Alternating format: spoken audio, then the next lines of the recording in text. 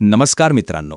आज मी तुम्हाला स्वामी समर्थ यांच्या 4 अद्भुत, प्रेरणादायी आणि चमत्कारिक कथा सांगणार आहे. या कथा तुमच्या श्रद्धा वाढवतील, मनाला ताकद देतील आणि दाखवतील की गुरूंच्या कृपेने अशक्य गोष्टी घडू शकतात. या कथा ऐकल्यानंतर तुमचे मन शांतीने भरलेले वाटेल आणि तुमच्या जीवनातील अडचणींवर विश्वास ठेवायला शिकता येईल. एका गरीब शेतकऱ्याचं आयुष्य संपत आलं होतं. एक आंधळा भक्त रडत होता आणि एका आईकडे अन्न नव्हतं. पण पुढे जे घडलं ते तुम्हाला थक्क करून टाकेल. तर चला सुरुवात करूया. कथा क्रमांक 1. गरीब शेतकरी आणि गाय चमत्कार. एका लहान गावात रघुनाथ नावाचा गरीब शेतकरी राहत होता. त्याच्याकडे काही गायी होत्या आणि त्यांच्याच दुधावर त्याचे घर चालायचे.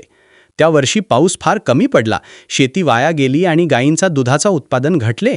रघुनाथच्या घरात अन्नाचा तुटवडा सुरू झाला. तो रडत होता. त्याच्या मुलांची नजर त्याच्याकडे होती. त्यांना भुकेने झोप लागत नव्हती. त्याने देवाच्या चरणी प्रार्थना केली, पण काहीही बदल दिसत नव्हता.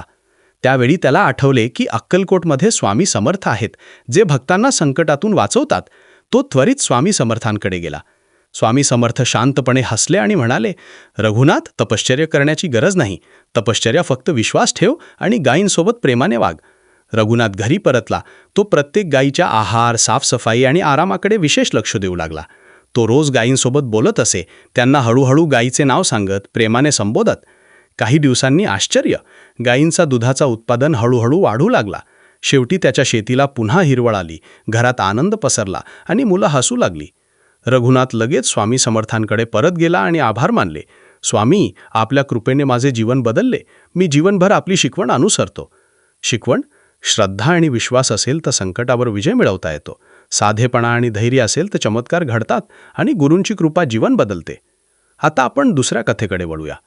कथा क्रमांक 2. आंधळा भक्त. आनंद नावाचा माणूस राहत होता.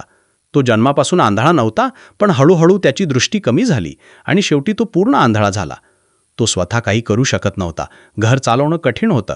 लोकांच्या दयावर जगावं लागायचं, कधी उपाशी, कधी थकलेला. पण त्याच्या मनात एकच इच्छा होती, मला पुन्हा जग पाहायला मिळावं.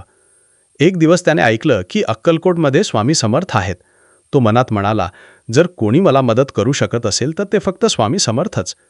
तो काठीच्या आधाराने प्रवासाला निघाला. रस्त्यात खूप अडचणी आल्या. तो अनेकदा पडला, घसरला, लोकांनी त्याची थट्टा केली, पण त्याने हार मानली नाही. तो प्रत्येक पावलावर स्वामी समर्थांचा स्मरण करत होता. स्वामी, माझ्या पाठीशी राहा, मला मदत करा. शेवटी तो स्वामी समर्थांच्या समोर पोहोचला. तो त्यांच्या चरणी पडला आणि रडत म्हणाला, स्वामी, मला पुन्हा जग पाहायला मिळावं. स्वामी समर्थ शांतपणे हसले, त्याच्या डोक्यावर हात ठेवला आणि म्हणाले, डोळे उघड.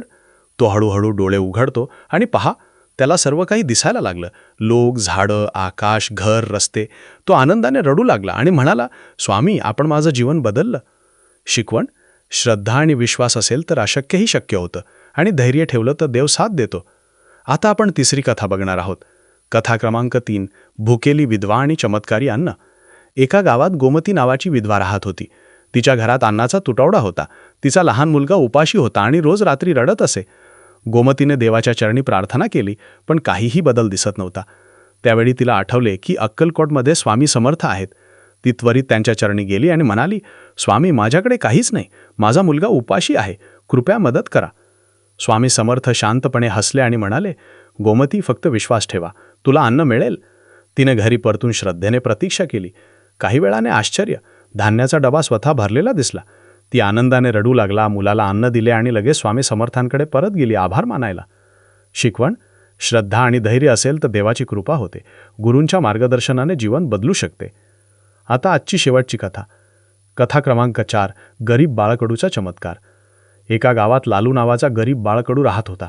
त्याचे आईवडील खूप गरीब होते आणि घर चालवणं कठीण होतं.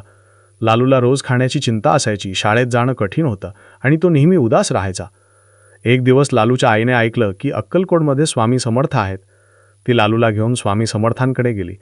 लालू स्वामी समर्थांच्या समोर रडत म्हणाला, स्वामी, मला शिकायला मदत करा, मला चांगले जीवन हवे आहे. स्वामी समर्थ शांतपणे हसले आणि म्हणाले, लालू, तुला शिकण्यासाठी योग्य मार्ग मिळेल. मेहनत कर आणि विश्वास ठेवा. काही दिवसांनी लालूला गावात एक शिक्षणाची संधी मिळाली. तो अभ्यास करायला लागला. हळूहळू ज्ञान प्राप्त करत गावात आदर्श विद्यार्थी बनला. त्याच्या आईवडिलांनी स्वामी समर्थांचे आभार मानले. शिकवण? श्रद्धा, मेहनत आणि विश्वास असेल तर जीवनात चमत्कार घडतात. गुरूंची कृपा प्रत्येक संकटात आपल्यासोबत असते. मित्रांनो, ही 4 कथा आपल्याला शिकवतात, भिवू नकोस, देव नेहमी आपल्या पाठीशी आहे. श्रद्धा ठेवा, धैर्य ठेवा, मेहनत करा आणि जीवनात चमत्कार अनुभवायला शिका. श्री स्वामी समर्थ. तुम्हालाही या कथा आवडल्या असतील तर नक्कीच आपल्या मित्रांसोबत शेअर करा. धन्यवाद.